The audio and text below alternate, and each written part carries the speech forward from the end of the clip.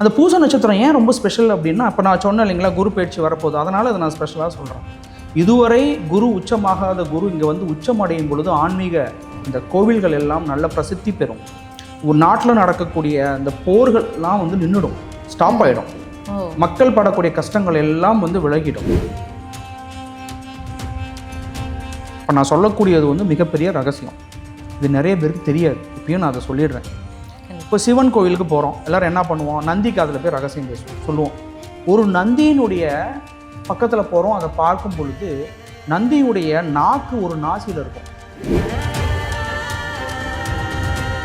இப்போ வரைக்கும் இருந்த அந்த ஒரு ரொம்ப ப்ரெஷரான சுச்சுவேஷன் எல்லாம் அந்த குரு உச்சமாகும் பொழுது அது அப்படியே குறைஞ்சிரும் படிப்படியாக. ஸோ இப்படி பார்க்கும் பொழுது பூச நட்சத்திரம் ரொம்ப ஸ்பெஷலானதாக சொல்லப்படுதுன்னு நம்ம சொன்னேன். பூசத்துடைய வடிவம் நீங்கள் வானத்திலிருந்து பார்க்கும் பொழுது அது வந்து முருகனுடைய வேல் வடிவமாக காட்சியளிக்கும். அதனால தான் அவருடைய வாழ்க்கையில் இங்கே ராமர்னு எடுத்தீங்கன்னாவே ஒன்று வில்லு, இன்னொன்று அம்புக்கூடை. புனர்பூச நட்சத்திரம். அது மட்டும் இல்லை, முருகன் கையிலையும் வில்லு இருக்கும். இது நிறைய பேருக்கு தெரியாது. முருகன் கையில் வில்லு இருக்கும். அபிஜித் நட்சத்திரம். ஆனால் அதை ஜோதிடத்தில் எடுக்கலை. ஏன் எடுக்கலை அப்படின்னு பார்த்தா, அது இரண்டும் ஆண் சார்ந்த ஆண் பாலின நட்சத்திரங்கள்னு அதை எடுத்துக்கலாம். ஆண் தன்மை அதிகம் கொண்ட நட்சத்திரங்கள் அப்படின்னு எடுக்கலாம். அதனால தான் அந்த அபிஜித் நட்சத்திரத்தை சங்கர நாராயண ரூபம்னு சொல்லுவாங்க. 2 ஆண்கள் இணைந்த ரூபமாக சொல்லப்படும். அது வந்து பிரம்மாஸ்திரத்துக்கு ஈக்குவல்.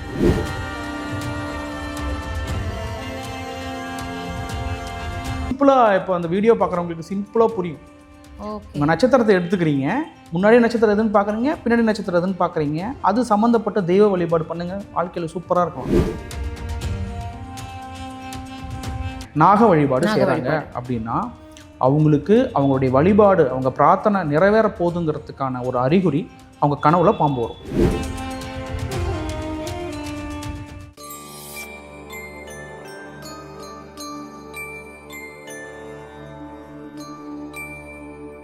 டெம்பிள் எக்ஸ்பிரஸ் நேயர்கள் அனைவருக்கும் வணக்கம். இன்னைக்கு நம்ம கூட மணிகண்டன் பாரதிதாசன் ஜோதிட ஆராய்ச்சியாளர் நம்ம கூட இருக்காங்க. அவரை வெல்கம் பண்ணிடலாம். வணக்கம் சார். வணக்கம். எப்படி இருக்கீங்க சார்? நல்லா இருக்கேன் மேடம். ரொம்ப நாள் கழிச்சு உங்களை மீட் பண்ணுற ரொம்ப ஹாப்பி. எப்படி போயிட்டு இருக்கு சார்? எல்லாமே ரொம்ப நல்லா போயிட்டு இருக்கு. Super sir. இப்போ எடுத்த உடனே உங்ககிட்ட ஒரே ஒரு கேள்வி அப்படின்றது தான், தாரை ரகசியம் அப்படிங்கிறதுல வந்து நீங்கள் நிறைய பேருக்கு நிறைய ஹெல்ப் பண்ணிட்டு இருக்கீங்க. அதனுடைய ஆராய்ச்சி வந்து ஒரு பெரிய லெவலில் போயிட்டு இருக்கு. அதை வந்து நீங்கள் யார் கரெக்டாக பயன்படுத்தினா அது வந்துட்டு உண்மையாகவே ஒரு பெரிய க்ரோத் கிடைக்குது அப்படிங்கிறத உங்களோட ரிசர்ச்சும் சொல்லிட்டு இருக்கு அப்படின்னு நினைக்கிறேன். ஸோ இன்றைக்கி நம்ம தாரை ரகசியம் பற்றி பேச போகிறோம். ஸோ மக்களுக்கு வந்து ரொம்ப எக்ஸ்க்ளூசிவான வீடியோவாக இது இருக்கும் அப்படின்னு நினைக்கிறேன். தாரை ரகசியம் அப்படின்னு சொன்னாலே தாரை அப்படின்னா என்னங்கிறது நீங்களே விளக்கி சொல்லிடுங்க. அதுக்கப்புறமா ஸ்டார்ஸ் வச்சு நம்ம போய்க்கலாம். ஓகே. அதாவது பார்த்திங்கன்னா, நட்சத்திரங்களுக்கு இன்னொரு சமஸ்கிருத பெயர் வந்து தாரா அப்படின்னு சொல்லுவாங்க. தாரா அது வந்து சமஸ்கிருத பெயர். அது தமிழில் வந்து அது வந்து மாறும் பொழுது தாரை அப்படின்னு அது மாறி இருக்கு. அதாவது நட்சத்திர கூட்டங்கள் வானத்தில் ஒவ்வொரு விதமான வடிவங்களில் தெரியும். நம்ம வந்து பூமியிலிருந்து பார்க்கும் பொழுது, அந்த இரவில் பார்க்கும் பொழுது ஒவ்வொரு விதமான வடிவங்களில் தெரியும். அப்போது அண்டத்தில் இருக்கிறது தான் பிண்டத்தில் இருக்குது அப்படிங்கிற அந்த ஜோதிட அந்த ஒரு அடிப்படை கருத்தை வந்து மேற்கொண்டு வானத்தில் நடக்கக்கூடிய அந்த ஒரு சின்ன ஒரு இயக்கத்தை வைத்து, அங்கே இருக்கக்கூடிய அந்த வடிவத்தை வைத்து நமது வழிபாடு முறை அப்படிங்கிறது வந்து நிர்ணயம் செய்யப்பட்டது. ஸோ அந்த தாரை அப்படிங்கிறது நட்சத்திர கூட்டங்களை குறிக்கும். ஒவ்வொரு தெய்வங்களுடைய உருவங்களும் அவங்க வச்சிருக்கக்கூடிய வடிவங்களும், அதாவது அவங்க வச்சிருக்கக்கூடிய ஆயுதங்களும் நட்சத்திர வடிவங்கள் சார்ந்து தான் இருக்குது. அப்போ வந்து உதாரணமாக நம்ம வந்து பல வடிவங்கள் வந்து நம்ம பார்க்கணும். அதில் வந்து முக்கியமான உதாரணம் அப்படிங்கிறது பூச நட்சத்திரத்துடைய தெய்வம். அதாவது பூச நட்சத்திரம் அப்படிங்கிறது குரு அப்படிங்கிற கிரகம் உச்சமாகக்கூடிய நட்சத்திரம். உச்சம்னா என்னென்னா, ஜோதிடத்தில் ஸ்தான பலம்னு ஒரு பலம் சொல்லுவாங்க. ஓகேங்களா? அந்த ஸ்தான பலம் அப்படிங்கிறது குருன்னு சொல்லக்கூடிய சுப கிரகம் பூசம்னு சொல்லக்கூடிய அந்த நட்சத்திரத்தில் உச்சம் அடையும். உச்சம்னா நல்ல பலமானதாக மாறும். இப்போ கொஞ்ச நாளில் குரு பயிற்சி வரப்போகுது. இப்போ குரு வந்து அங்கே தான் வரப்போகிறார். குரு உச்சமாக போகிறார். ஆக்சுவலாக கடகராசிக்குள்ளே வந்து பூச நட்சத்திரத்தில் ஏறும்போது உச்சமான பலன் கொடுக்க இருக்கிறார். அதனால் உலகத்திலேயே மிகப்பெரிய நன்மைகள்லாம் நடக்க போகுது. இப்போ வரைக்கும் இருந்த அந்த ஒரு ரொம்ப ப்ரெஷரான சுச்சுவேஷன் எல்லாம் இந்த குரு உச்சமாகும் பொழுது அது அப்படியே குறைஞ்சிரும் படிப்படியாக. ஸோ இப்படி பார்க்கும் பொழுது பூச நட்சத்திரம் ரொம்ப ஸ்பெஷலானதாக சொல்லப்படுதுன்னு நம்ம சொன்னேன். பூசத்துடைய வடிவம் நீங்கள் வானத்திலிருந்து பார்க்கும் பொழுது அது வந்து முருகனுடைய வேல் வடிவமாக காட்சியளிக்கும். அதனால தான் தைப்பூசம் அப்படிங்கிறது முருகன் வந்து வேல் வாங்கின ஒரு நிகழ்வாக சொல்லப்படுது. அதாவது அம்மா கிட்ட ஒரு வேல் வாங்குறாரு. அப்போ ஏன் அந்த வேல் அங்கே சொல்கிறாங்க, அதாவது கந்த புராணத்தில் ஏன் அதை சொல்கிறாங்கன்னா, பூச நட்சத்திரம் வானத்தில் வேல் வடிவத்தில் தெரியும்.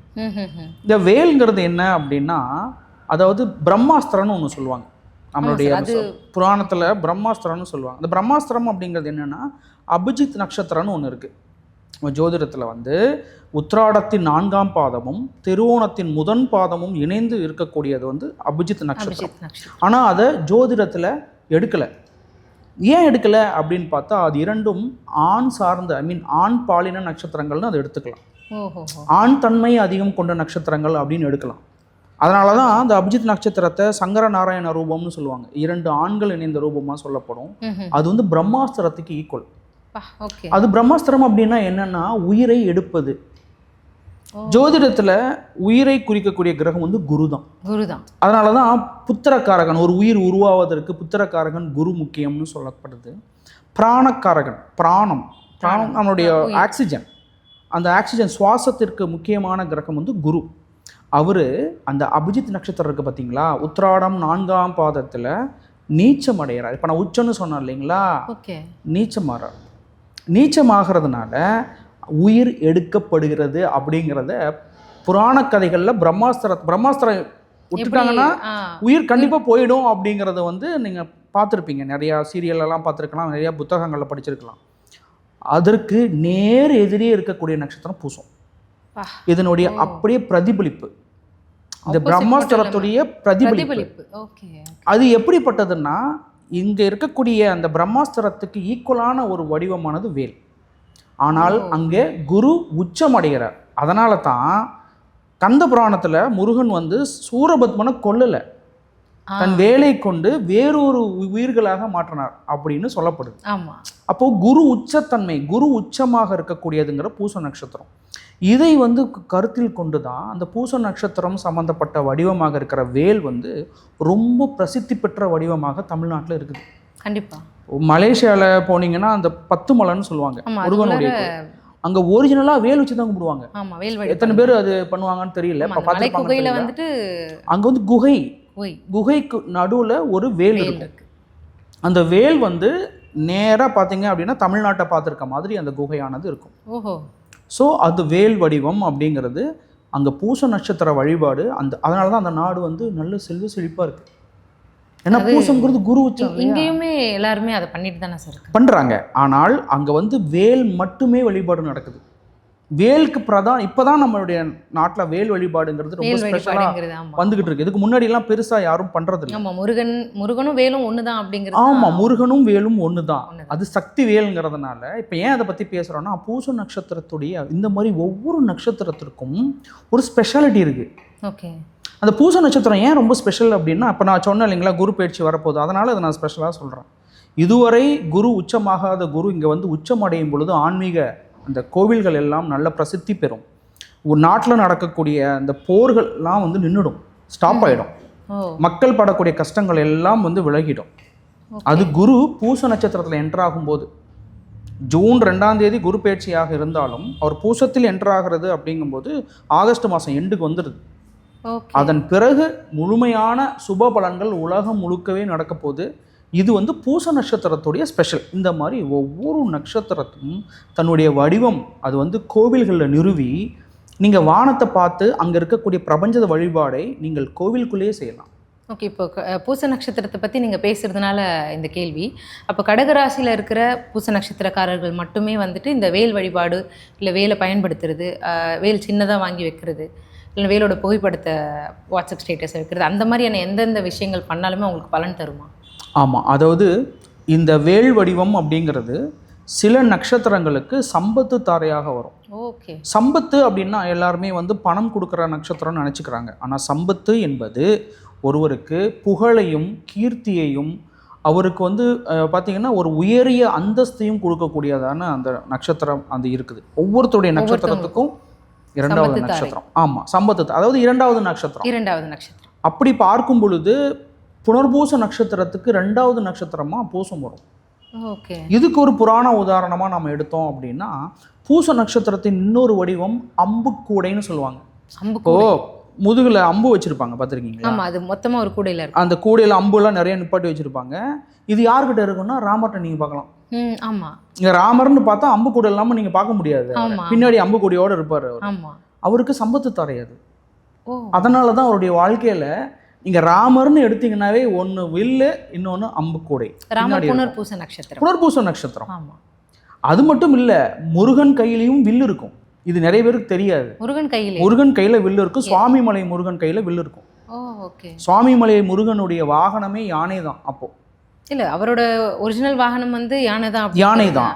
அவரு அப்போ சின்ன குழந்தையா இருந்ததுனால அவருக்கு இப்போ இது வந்து மயில் இது வாகனம் கிடையாது.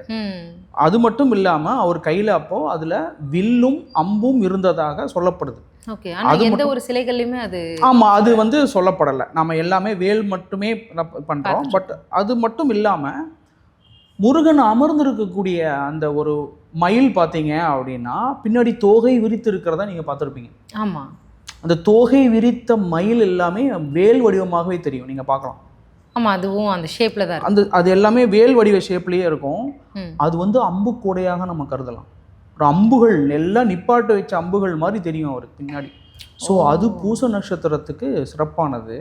ராமர் வந்து மிக சிறந்த உதாரணம் இதில்.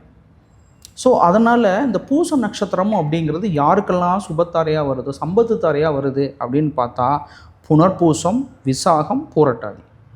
ஓகே. இதில் பூரட்டாதியில் பிறந்த இன்னொரு புராண கதாபாத்திரம் வந்து கர்ணன் பூரட்டாதி. ஓஹோ. அதனால அவரும் பாருங்க வில் சம்பந்தப்பட்ட ஆள் தான். ஓகே.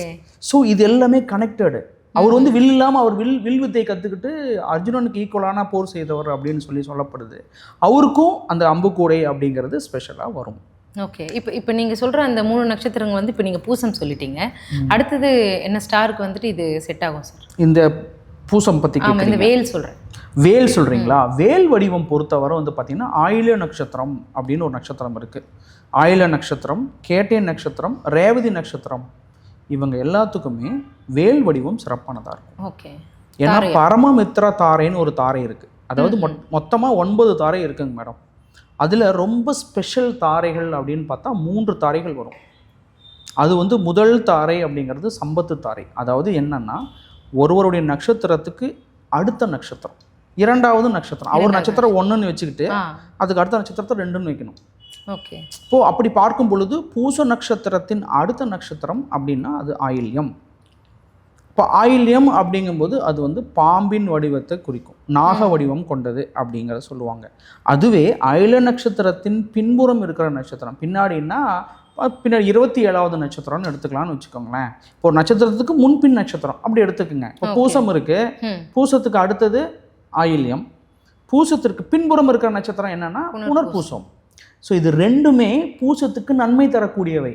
அடுத்த ராசி மட்டும் நட்சத்திரம் மட்டும் இல்லாமல் முன்னால இருக்கு முன்பின் நட்சத்திரங்கள். ரொம்ப சிம்பிளாக இப்போ அந்த வீடியோ பார்க்குறவங்களுக்கு சிம்பிளாக புரியும்.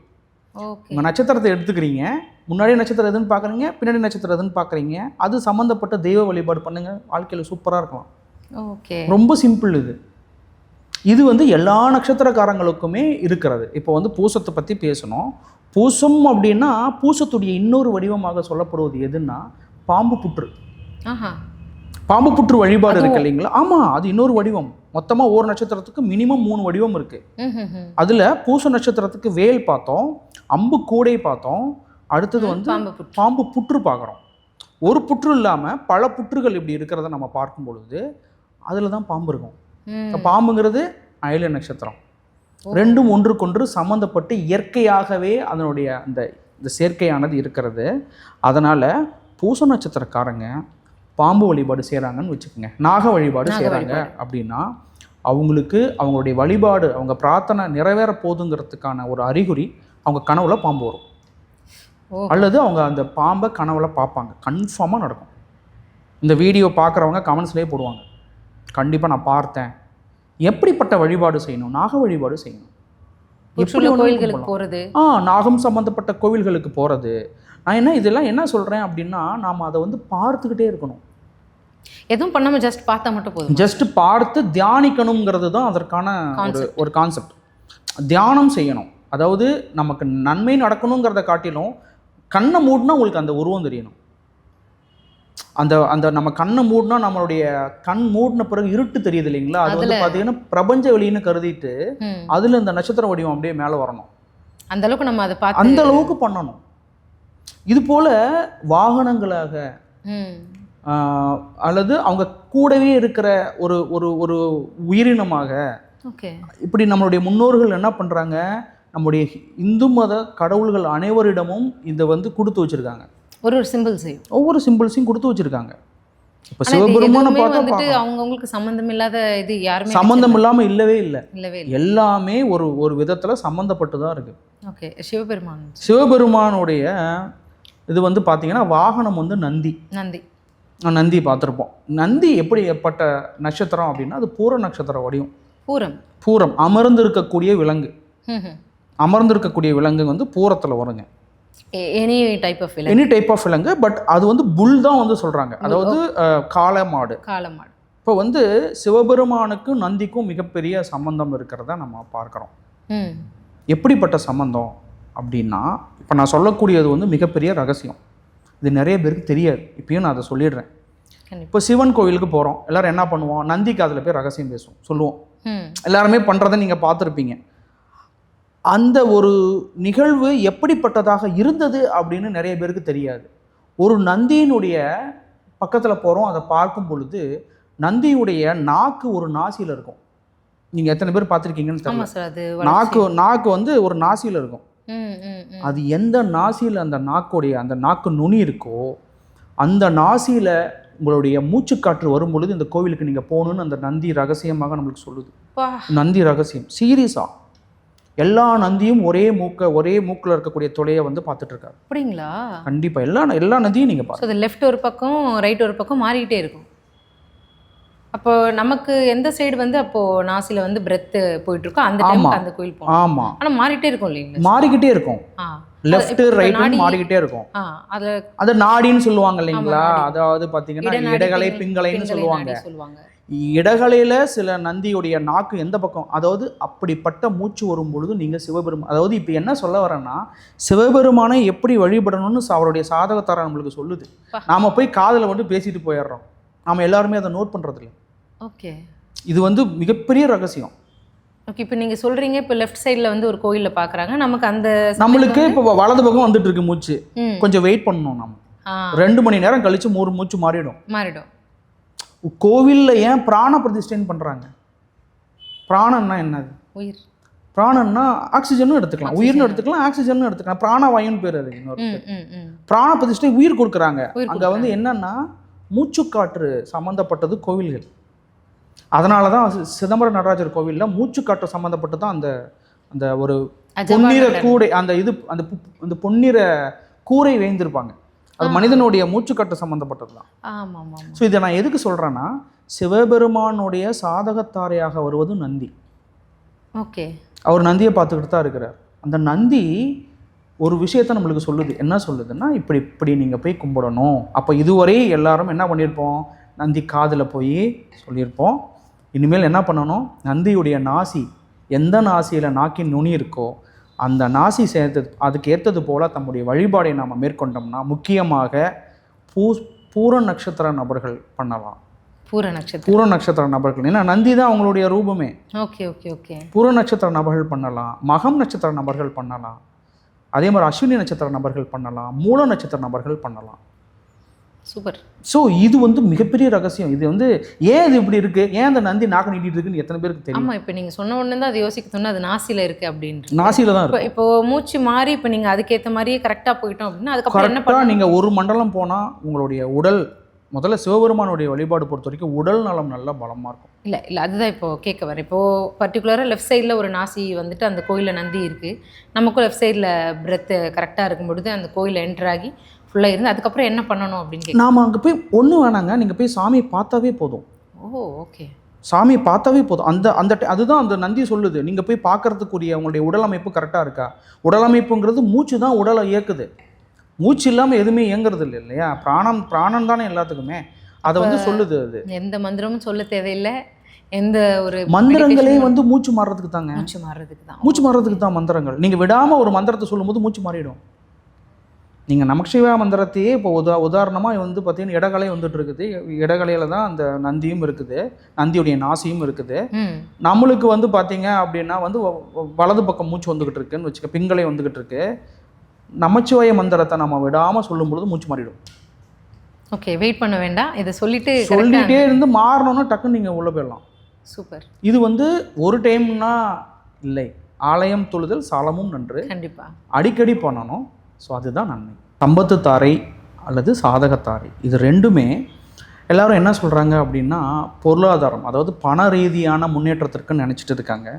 ஆனால் அவை வந்து ஆரோக்கியத்தையும் கொடுக்கும், அதே நேரத்தில் பாதுகாப்பையும் கொடுக்கும், ஒருவருக்கு நல்ல ஒரு அந்தஸ்தை கொடுக்கும், ஒரு நல்ல பெயரை வாங்கி கொடுக்கும், பணமும் கொடுக்கும். ஆனால் அதை தவிர மேலும் பல வெற்றிகளையும் கொடுக்கறதுங்கிறது தான் அந்த 2 தாரைகளும் நம்முடைய வாழ்க்கையில் செய்யக்கூடிய நல்ல ஒரு செயல்கள். அதனால் இதற்குரிய வழிபாடுகள் வந்து நம்ம முன்னோர்கள் சொன்னது போல் ஒவ்வொரு நட்சத்திரத்துக்கும் உரிய சாதகத்தாரை அல்லது சம்பத்து தாரையை சரியான வழிபாடை செய்து வரும்போது அருமையான ஒரு நல்ல பெயரும் ஆரோக்கியமும் ஒரு சமூகத்தில் உயர்ந்த அந்தஸ்தும் அவங்களுக்கு கிடைச்சி நல்ல ஒரு பெயரோடு வாழ்வாங்க அப்படிங்கிறத மனதில் வச்சுக்கிட்டு எல்லாருமே அந்த வழிபாடை செய்யணும்னு கேட்டுக்கிறேன். கண்டிப்பாக சார். இப்போது பணம் மட்டும் இல்லாமல் புகழும் வரும் அப்படின்னு சொல்லியிருக்கீங்க. ரொம்ப ரொம்ப நன்றி. தேங்க்யூ. நன்றி. வணக்கம்.